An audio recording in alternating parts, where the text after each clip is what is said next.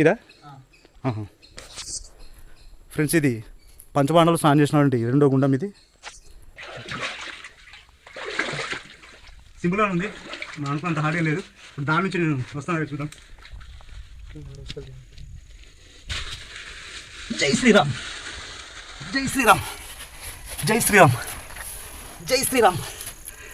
Successfully మనం యమగండం నుంచి లోపలికి వచ్చాం, బయటకు వచ్చాం. రాముంది ఇక్కడ, రాముల వారి పాదాలు, రెండు పాదాలు వచ్చు. ఇదొక పాదం, ఇదొక పాదం.